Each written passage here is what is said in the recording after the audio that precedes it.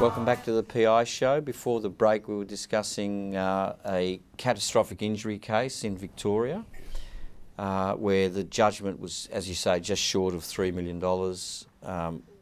It was a recovery by work cover, but the figure is a headline figure, which is quite high. But a recently decided case in New South Wales, the damages were $15 million. $16,047,477. Martin, that would have to be one of the biggest judgments. But it's interesting. It's interesting because there's two aspects to it. First of all, there's the general damages. This was a 27-year-old tetraplegic, in other words, wheelchair bound, close to a quadriplegic. And that's injuries below the chest. Correct. Broken vertebrae, spinal cord injury, requiring 24-hour-a-day care. General damages, we just discussed it before with the other case for the Mr. Wilson. This one is 427 for Palmer. Now, I know. Why didn't you get the max? Isn't that interesting? Because you say it's somewhere in that range of the 400 to 450. My memory of the highest award in Victoria was $530,000 for that quadriplegic wrestler that was injured out at the Footscray Institute. That is the highest highest in Victoria ever. So here we go, we're at 420, but isn't it interesting? That leaves a further $15,627,477. How does that equate? This is special damages, which is what Tony talked about before. These are all the issues which are going to be required for the person's care. I'll just give you some simple headings: past economic loss, future economic loss, which we've talked about, loss of past superannuation, loss of future superannuation, out-of-pocket expenses for the past. This was a big item, 1.813. That's out-of-pocket medical expenses? Correct. Yeah.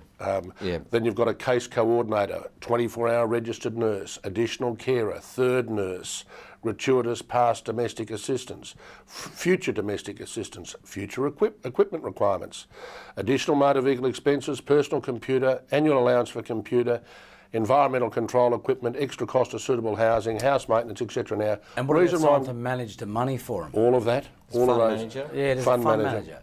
Annual holiday for the plaintiff and carer. Now let's just go back to our first comment.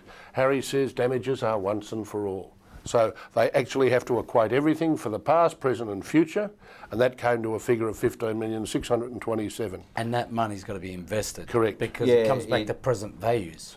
It's invested, you know, some people, it goes into a Supreme Court trust fund. In Victoria it does, but over interstate there's fund managers. So all of those items come to a staggering figure of $15,627. 15 million, yes, you're right, $627,477. Add on top of that the 420, and that was the judgment and the verdict. So it seems like an extremely high figure, but that's the difference. Well, that often is in the headlines, and as I say, a lot of people can't work out really how do you arrive at that sort of figure.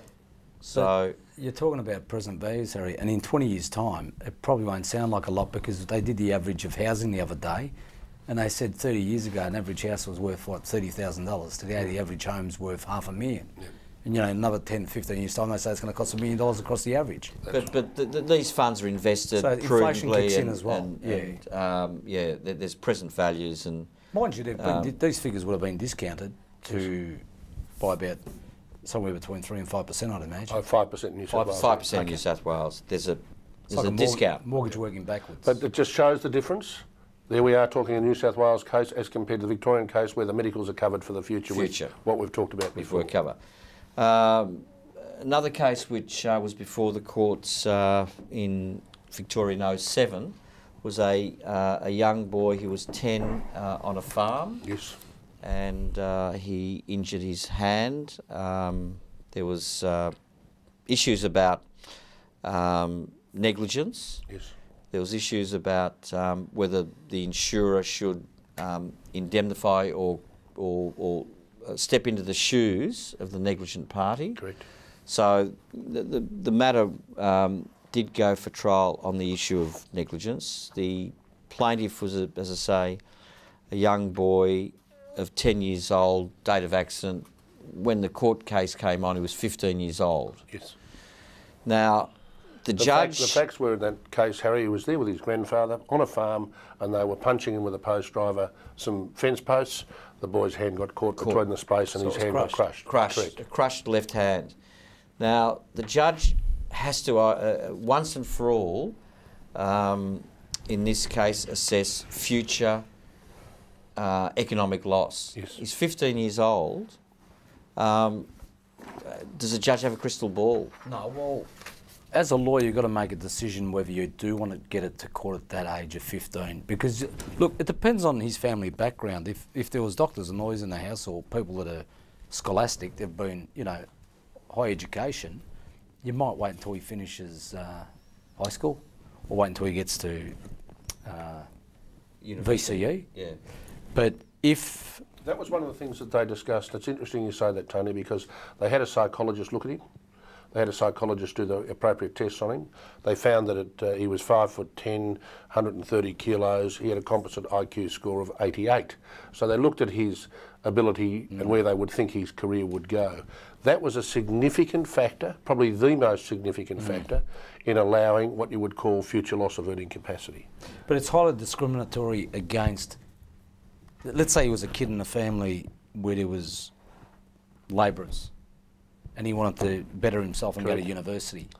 Something like that, the IQ of 88 and also the fact that there was no one in the family that had gone on to higher education would work against him, wouldn't it? I would say that you've just hit the nail on the head. He has a significant injury to his hand and his likely career path would have been in manual labour. So in those circumstances, the court took all that information into consideration. I think, Harry, they reduced his earning capacity by 2/3 and they used average weekly earnings. No, they used average weekly earnings and they reduced it by a third. Oh, okay. So the damages for pain and suffering, that is That's right, reduced by a third. Yeah, left-hand injury was $190,000 for pain and suffering, 15-year-old. Yes. I thought that was a fair figure. Tony probably thinks it's too light. But the future economic loss, the judge assessed, and he rounded it up, ultimately, to $350,000. And as you say, the judge is speculating. No one knows. She was taking average earnings in this one instead of...